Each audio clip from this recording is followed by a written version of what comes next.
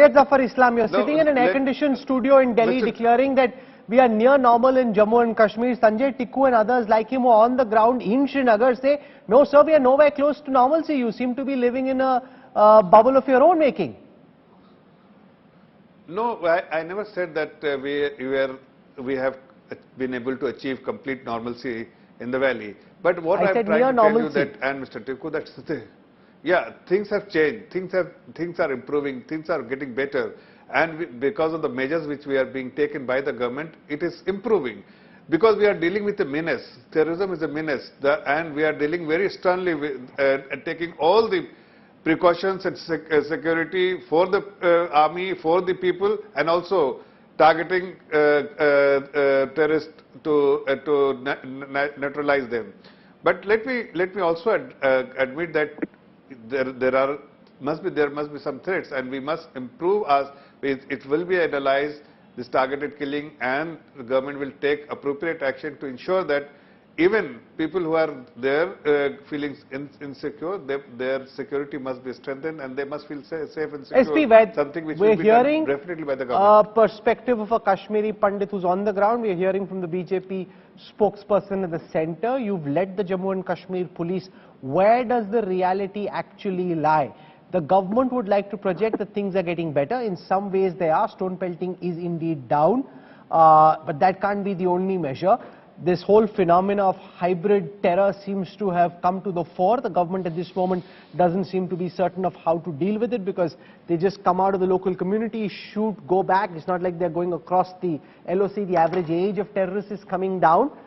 How should the government really be responding to this aspect of hybrid terror, which is now front and center in terrorism in Kashmir? Rahul, there is no denying of the fact that terrorism is, if you see various parameters, is coming down. Government has taken head-on against the terrorist, and even the ecosystem is being targeted, which was perpetuating for last many decades, about 7 decades here in Jammu and Kashmir, and it will definitely take time, but you see last 8-9 months, ever since there was a report of ISI chief holding a meeting in Muzaffarabad, switching over to with a new technique of hybrid terrorism. You are seeing this phenomena, and it is after having lost their cadres, their weapons to the security forces. This is a new strategy they have adopted, and see, we need to deny the terrorist soft targets, and wherever they will get chance. Today it is Kashmiri Pandits. How do you deny the terrorist soft targets? There are 20,000 plus people from the Hindu community staying across the valley.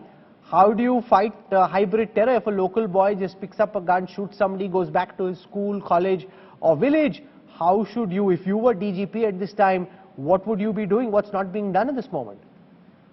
See, Rahul, I think the basic premise of present Kashmiri Pandits living in remote areas when terrorism is going on is very, very, I find it faulty. In a remote village in Shopian, can you imagine, you provided this man a guard, but he has to go to the farm. One of his colleagues was running medical shop. How do you protect such people? And unless we have a foolproof system to ensure, I think we are throwing these Kashmiri Pandits as soft targets to the terrorists. Similarly, you have to ensure the kind of security which those who are living in Kashmir, that they are not targeted like what you saw in 1990, the Jammu Jammu implies in the Darbar move. I think we need to ensure that they are properly guarded. But okay, let me put that question to Sanjay Tikku. I've reported from Shopian as an adult. Cavalcades, when my dad was a commanding officer in the valley, used to pass through Shopian. It's been dangerous territory for the Indian Armed Forces for decades now. Sanjay Tikku, you've got the likes of SP Vaid saying You can't have a situation where people from the minority community are staying in remote places. Shopian is dangerous per se. If you want to be living in a place as remote as that, securing your family, even if you have the odd guard, is very difficult, and the Pandit community needs to realize that.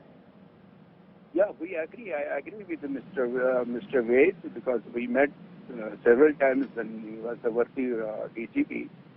I agree fully with him, but that's why in October we request the government and even the Home Minister also that there are the far-flung Pandits who are living in far-flung areas. They are willing to move to Srinagar. They are not willing to move to Jammu. So provide them the proper accommodation in Srinagar, and along with that, has anything been provided since? Sanjay Tikku, has anything been provided by the government? No, no.